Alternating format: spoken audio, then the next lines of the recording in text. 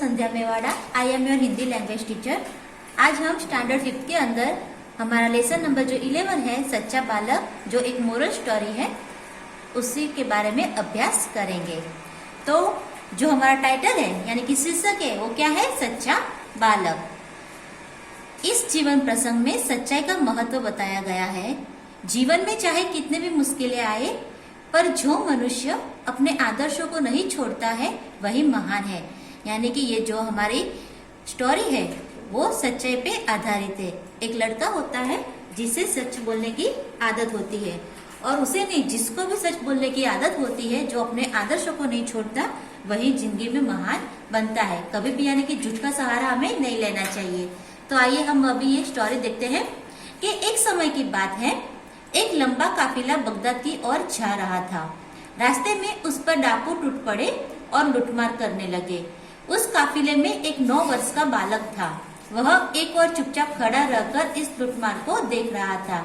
तो एक समय की बात है, यानी कि बहुत साल पहले की बात है कि एक लंबा काफिला, लंबा यानी कि बहुत बड़ा, बहुत ज्यादा लोग हो ना, वो बहुत ही लंबा काफिला बगदाद की ओर जा रहा था। कहाँ जा रहा था? बगदाद की ओर।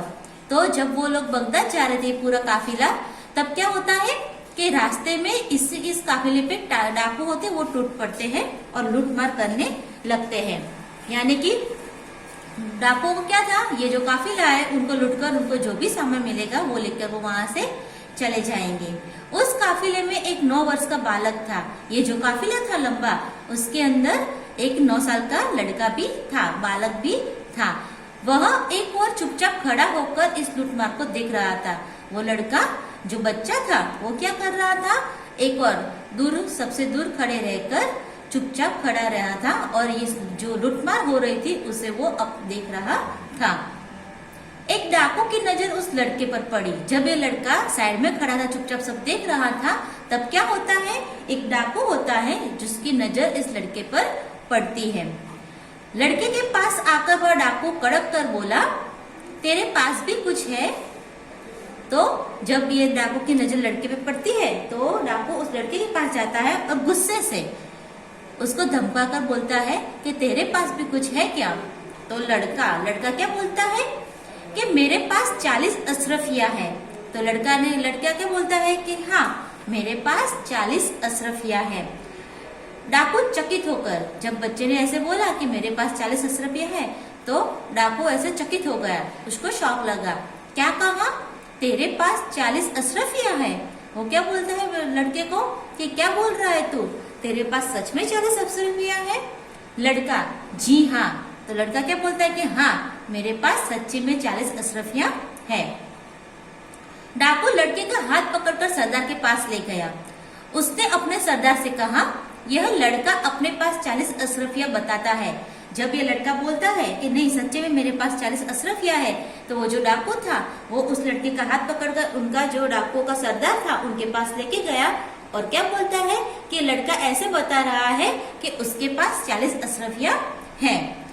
सरदार लड़के से, जो सरदार है वो उस डाकू की बात सुनकर लड़के से पूछते हैं कि तेरी अशरफिया कहाँ है? सरदार क्या पूछते हैं, सच में तेरे पास 40 अशरफिया है? तो वो तेरी अशरफिया है कहाँ? लड़के ने अपनी सदरी को फाड़कर उसमें छिपी अशरफिया निकाली, उन्हें सरदार के सामने रखते हुए कहा, यह देखो। जैसे सरदार पूछता है उसे, लड़के को, कि अशरफिया कहाँ है, तो लड़का क्या करता है, तुरंत ही अपनी जो सदरी थी उसे फाड़कर उसमें से छिपी हुई अशरफिया निकालता है और सरदार के सामने रखता है और बोलता है कि देखो, ये रही मेरे पास 40 अशरफिया। सरदार आश्चर्य से, जैसे वो डाकू को शौक लगा था ना, चकित हो गया था, वैसे सरदार भी चकित हो जाते हैं। लड़के, अशरफियों को इस प्रकार से रखने का उपाय तुम्हें किसने बताया? जिस तरह से उसने अपनी अशरफिया निकाली थी सदरी में के अंदर से, तो सरदार को ऐसे शौक लगा कि, और फिर पूछते हैं लड़के से कि तुम्हें इस तरह का उपाय किसने बताया कि अशरफियों के ऐसे भी रखा जाता है? लड़का, मेरी माँ ने इनको सदरी के अस्तर में सी दिया था जिससे किसी को पता ना चले। लड़का क्या बोलता है, ये जो उपाय है मेरी माता ने बताया था, क्योंकि किसी को अशरफियों के बारे में पता ना चले। सरदार, तो तूने अशरफियों का पता हमें क्यों बता दिया? तो सरदार क्या पूछता है कि तेरी माँ ने इसको छिपा के रखने के लिए वो तुझे ये सील के दिया था, तो फिर तूने मुझे क्यों इसका पता बता दिया, हमें क्यों देखा दी कि तेरे पास इतनी अशरफिया है। लड़का, मैं झूठ कैसे बोलता, मेरी माँ ने कहा था बेटा सदैव सच बोलना झूठ बोलना पाप है। तो जब उससे सरदार पूछता है कि अशरफिया क्यों दिखाई, तो वो लड़का क्या बोलता है कि मैं झूठ नहीं बोल सकता, मेरी माँ ने मुझे कहा है कि बेटा हमेशा सच बोलना क्योंकि झूठ बोलना पाप है। सरदार डाकुओं से, यह छोटा बच्चा अपनी माँ का इतना कहना मानता है कि ऐसे संकट में भी झूठ नहीं बोला। हम लोग बड़े होकर भी ईश्वर के बताए नेक रास्ते पर नहीं चलते और लूटमार करते रहते हैं।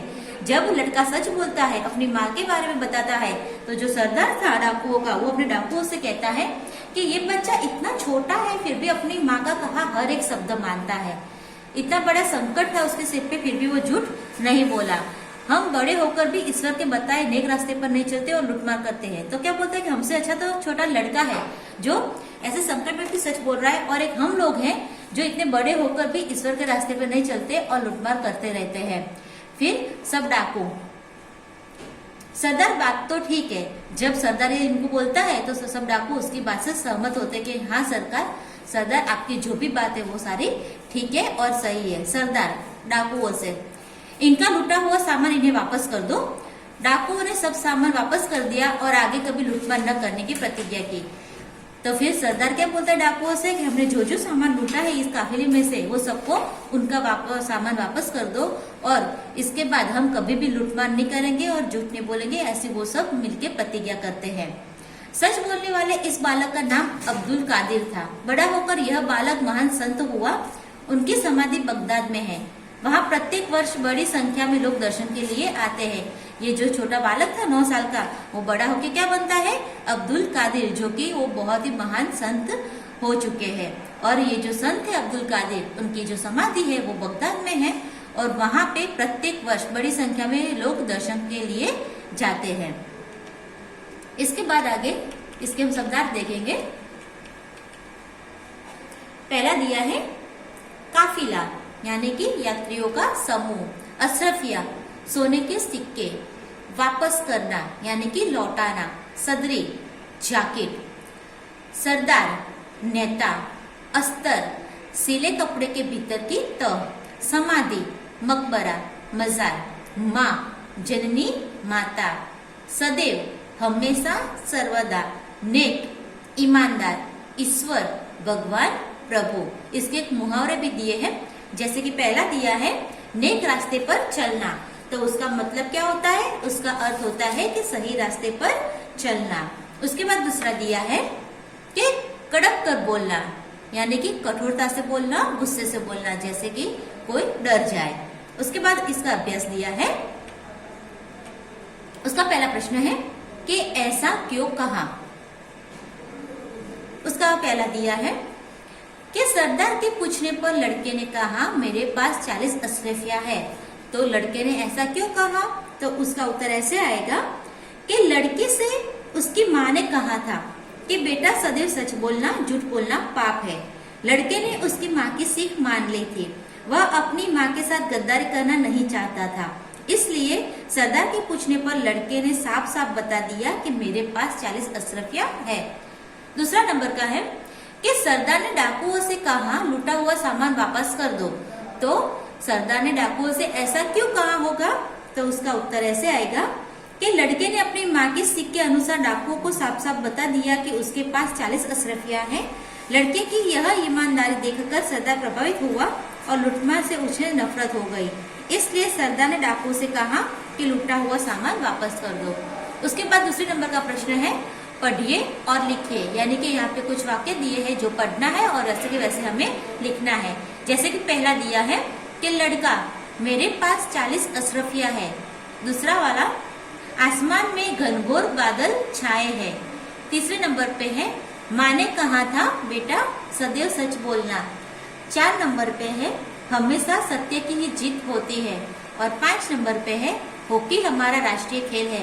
यानी कि ये जो 5 वाक्य है वो आपको पढ़ने हैं और आपकी नोटबुक के अंदर आपको इसको लिखना भी है। 3 नंबर का क्वेश्चन है कि आप अब्दुल कादिर की जगह होते तो क्या करते। तो ये जो है यहाँ पे वो आपको अपने आप लिखना है कि अब्दुल कादिर की जगह अगर आप होते तो आप उस टाइम पे क्या करते।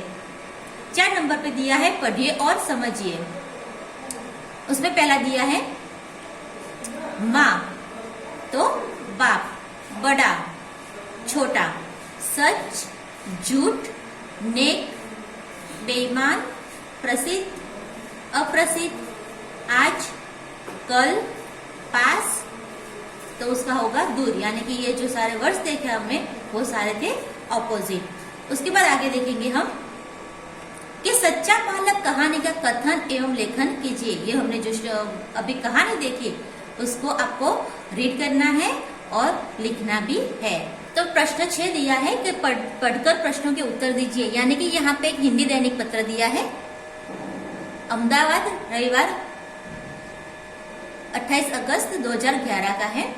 तो क्या है इसका टॉपिक कि वडोदरा में पहली बार गणेश जी की मिट्टी की प्रतिमा स्थापित। तो 2011 में वडोदरा के अंदर जब पहली बार गणेश जी की मिट्टी की मूर्ति की स्थापित की गई थी तब की ये बात है। उसका ये यहाँ पे एक लेख दिया है, वो हमें पढ़ना है और इसे फॉलो करते हुए नीचे उसके कुछ क्वेश्चन दिए हैं, उसके आंसर हमें लिखने हैं। जैसे कि उसका पहला प्रश्न दिया है कि अखबार में छपा समाचार कब प्रसिद्ध हुआ था। तो ये जो ऊपर वाला अखबार था हिंदी दैनिक पत्र, उसके अंदर जो समाचार था वो कब प्रसिद्ध हुआ था। तो अखबार में छपे समाचार 28 अगस्त 2011 के दिन प्रसिद्ध हुआ था। उसके बाद दूसरा है कि समाचार की हेडलाइन पढ़िए। ये जो ऊपर वाला समाचार है उसकी हेडलाइन क्या है। तो उसकी हेडलाइन हम देखेंगे, उसकी हेडलाइन है वडोदरा में पहली बार गणेश जी की मिट्टी की प्रतिमा स्थापित। उसके बाद तीसरा प्रश्न है उसका कि समाचार किसके बारे में है। तो इसका उत्तर आएगा कि समाचार वडोदरा में गणेशोत्सव के लिए तैयार होने वाली गणेश जी की 22 फुट ऊंची और 800 किलो वजन की मिट्टी की प्रतिमा के बारे में है। 4 नंबर का प्रश्न है कि समाचार के संदर्भ में कोई 4 प्रश्न बनाकर उत्तर लिखिए। ये जो समाचार है उसके संदर्भ में आपको कोई और 4 प्रश्न बनाने हैं और उसके उत्तर अपने आप लिखने हैं। उसके बाद 5 नंबर का प्रश्न है कि निम्नलिखित शब्दों के समानार्थी शब्द ढूंढिए। ये जो ऊपर पैराग्राफ दिया था, दैनिक पत्र दिया था, उसके अंदर से हमें इसके समानार्थी वर्ड्स शब्द मिलेंगे। जैसे कि पहला दिया है कि नगर, तो उसका समानार्थी होगा शहर। उसके बाद है बड़ी यानी कि विशालकाय, गणपति उसका होगा गणेश।